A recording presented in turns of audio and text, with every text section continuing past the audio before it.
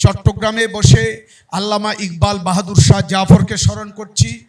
আমাদের ভারতীয় উপমহাদেশ, ভারত, পাকিস্তান, বাংলাদেশ, বার্মা, শ্রীলঙ্কা সহ সমগ্র পৃথিবীতে এই মানুষগুলো অতীব পরিচিত এবং তাদের আসন সাহিত্য সংস্কৃতিতে তাদের আসন অতীব গৌরব উজ্জ্বল।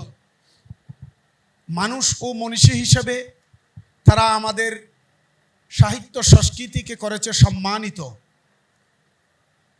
উর্দু, আরবি, ফার্সি, হিন্দি এই সকল কিছুর উপর তার জীবন কর্মগুলো তারা এতভাবে প্রভাবিত করেছে যে আমাদের সাহিত্যকে সমৃদ্ধ করেছে।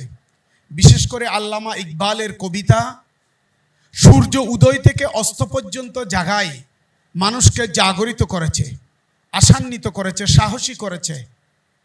অন্যদিকে বাহাদুর শাহ জাফর তার জীবন কর্ম এবং জীবনের শেষ অংশ, তার প্রতি যে আকুতি, তার প্রতি যে তার নিজের প্রতি নিজের বন্দনা, নিজের প্রতি নিজের জিজ্ঞাসা, এটা ছিল এক অসাধারণ অনুকরণীয় দৃষ্টান্ত।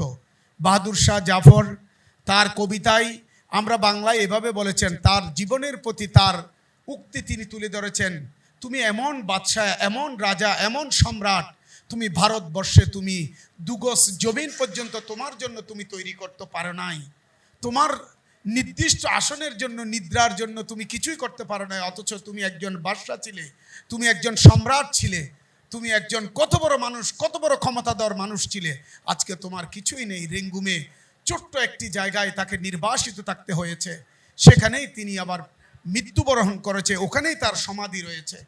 তো এইরকম একজন মানুষের প্রতি, এরকম একজন কবির প্রতি, এরকম একজন বাদশার প্রতি আজকে যে আমরা তাদের মৃত্যুবার্ষিকী স্মরণে আলোচনা করছি, এটি আমাদের জীবন কর্মের জন্য, আমাদের জন্য অনেক বড় কিছু। এই চাওয়া পাওয়াকে বর্তমান প্রজন্মের কাছে যদি আমরা তুলে ধরতে পারি, তাহলে আমাদের মনে করব একজন আল্লামা ইকবাল যদি সৃষ্টি হয়, একজন বাহাদুর শাহ জাফর যদি বর্তমান প্রজন্মের কাছে যদি আমরা তুলতে পারি, তাহলে আমাদের আজকের কথা বলাটার সার্থকতা আছে। কারণ বর্তমান সময়ে বুড়ি বুড়ি কবি আছে, সাহিত্যিক আছে, রাজনীতিক আছে, লেখক আছে, দার্শনিক আছে, তারা স্ব জীবন নিয়ে তারা কি করে, নিজের জীবনটাকে তারা ধরে রেখেছে, সমগ্র পৃথিবী যে তার সেটি সে চিন্তা করে নাই। আমাদের মহাকবি আল্লামা ইকবাল বলেছেন, সারা জাহাঁ তাহার, হিন্দুস্তান তাহার, সারা পৃথিবী তাহার। আজকে কিন্তু আমাদের কবি, আমাদের সাহিত্যিকরা আমাদের গণ্ডি থেকে একটু বের হওয়ার জন্য তার চিন্তা চেতনা নেই। তো তাদের জীবনে যেইটুকু আমাদেরকে শিক্ষা দিয়েছে, এই শিক্ষাকে কাজে লাগানোর জন্য আমাদের আজকের এই সভা।